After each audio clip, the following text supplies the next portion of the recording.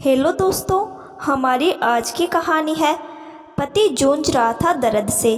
पत्नी और बेटे ने ध्यान नहीं दिया। बाद में जो हुआ उनके होश उड़ गए। कहानी पसंद आए तो हमारे चैनल को सब्सक्राइब जरूर करें। मैं बिस्तर पर से उठा। अचानक छाती में दर्द होने लगा मुझे। हार्ट की तकलीफ तो नहीं है। ऐसे विचारों के साथ मैं आगे वाले बैठक के कमरे में गया। मैंने नज़र की कि मेरा परिवार मोबाइल में व्यस्त था। मैंने पत्नी को देखकर कहा, काव्या, थोड़ा छाती में रोज़ से आज ज़्यादा दुख रहा है। डॉक्टर को बताकर आता हूँ। हाँ, मगर संभल कर जाना। काम हो तो फ़ोन करना। मोबाइल में देखते देखते ही काव्या बोली। मैं एक्टिवा की चाबी लेकर पार्किंग में पहुँचा। पसीना मुझे बहुत आ रहा था। एक्टिवा स्टार्ट नहीं हो रहा था। ऐसे वक्त हमारे घर का काम करने वाला ध्रुव साइकिल लेकर आया। साइकिल को ताला मारते ही उसे मैंने मेरे सामने खड़ा देखा। क्यों साहब, एक्टिवा चालू नहीं हो रहा है? मैंने कहा। नहीं, आपकी तबीयत ठीक नहीं लगती साहब। इतना पसीना क्यों आया है? साहब, स्कूटर को किक इस हालत में नहीं मारते। मैं किक मार के चालू कर देता हूँ। ध्रुव ने एक ही किक मारकर एक्टिवा चालू कर दिया। साथ ही पूछा, साहब, अकेले जा रहे हो? मैंने कहा, हाँ, ऐसी हालत में अकेले नहीं जाते।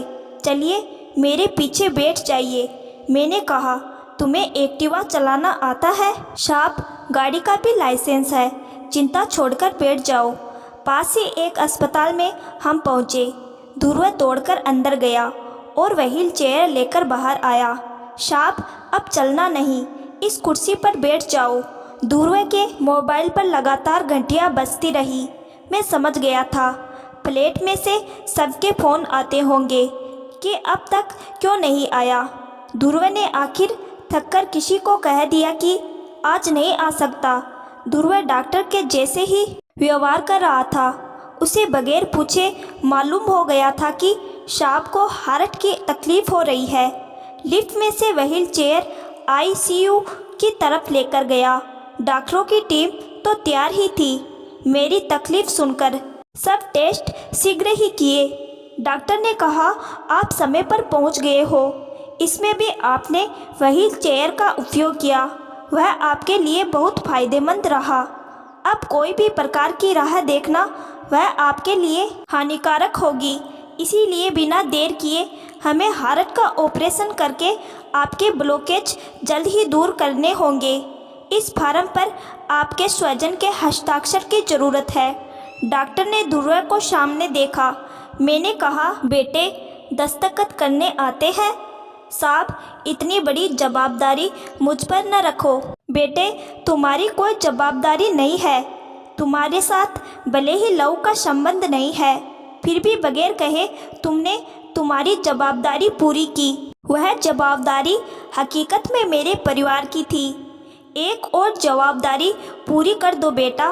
मैं नीचे लिखकर सही करके लिख दूंगा कि मुझे कुछ भी होगा तो जवाबदारी मेरी है। ध्रुव ने सिर्फ मेरे कहने पर ही हस्ताक्षर किए हैं। अब बस।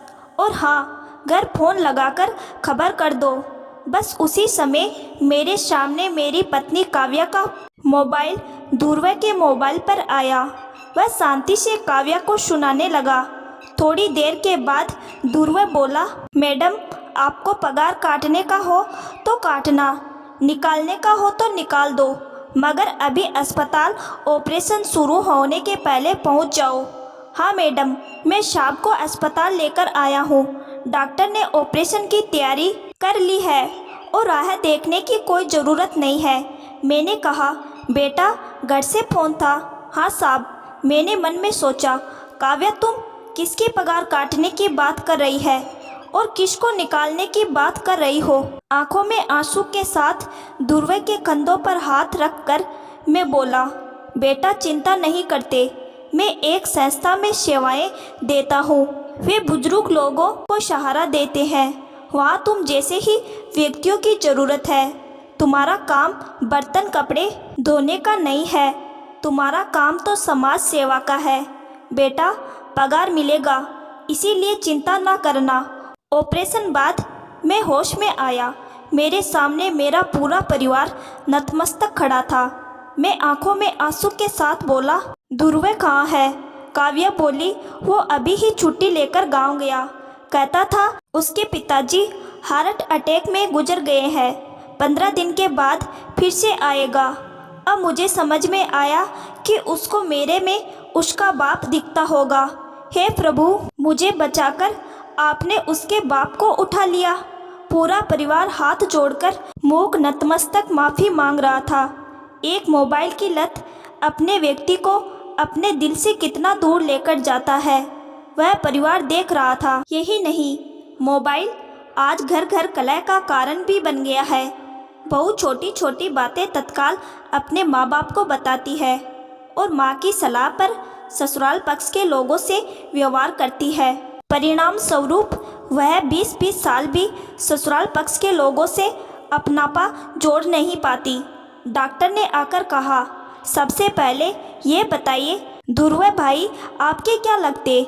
मैंने कहा, डॉक्टर साहब, कुछ संबंधों के नाम या गहराई तक न जाए तो ही बेहतर होगा। उससे संबंध की गरिमा बनी रहेगी। बस मैं इतना ही कहूँगा कि वो आपात स्थिति में मेरे लिए फरिश्ता बनकर आया था।